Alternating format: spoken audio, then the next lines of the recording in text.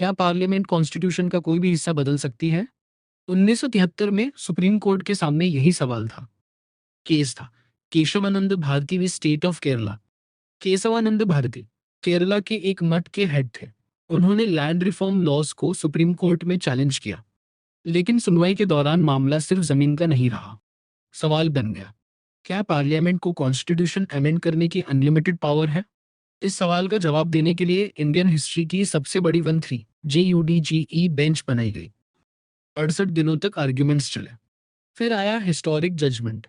7 जजेस एक तरफ, 6 जजेस दूसरी तरफ। सिर्फ एक वोट से फैसला हुआ।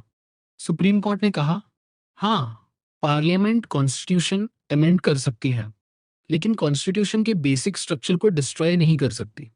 Democracy, judicial review, rule of law और कॉन्स्टिट्यूशन की सुप्रीमेसी, इनको कोई भी गवर्नमेंट खत्म नहीं कर सकती। यही है बेसिक स्ट्रक्चर डॉक्ट्रिन। और यही कारण है कि केशवानंदा भारती केस को इंडियन कॉन्स्टिट्यूशनल हिस्ट्री का सबसे इंपॉर्टेंट केस कहा जाता है। एक जजमेंट, एक वोट और इंडियन डेमोक्रेसी हमेशा के लिए सुरक्षित हो गई। क्या पार्लियामेंट कॉन्स्टिट्यूशन का कोई भी हिस्सा बदल सकती है?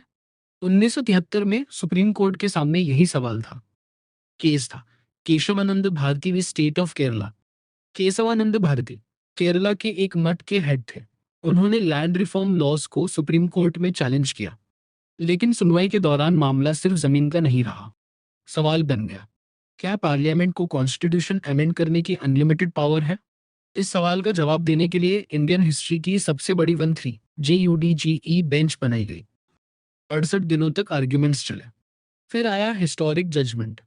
7 जजेस एक तरफ, 6 जजेस दूसरी तरफ।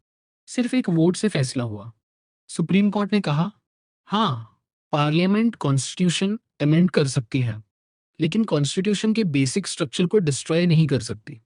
Democracy, judicial review, rule of law और कॉन्स्टिट्यूशन की सुप्रीमेसी, इनको कोई भी गवर्नमेंट खत्म नहीं कर सकती। यही है बेसिक स्ट्रक्चर डॉक्ट्रिन। और यही कारण है कि केशवानंदा भारती केस को इंडियन कॉन्स्टिट्यूशनल हिस्ट्री का सबसे इंपॉर्टेंट केस कहा जाता है। एक जजमेंट, एक वोट और इंडियन डेमोक्रेसी हमेशा के लिए सुरक्षित हो गई।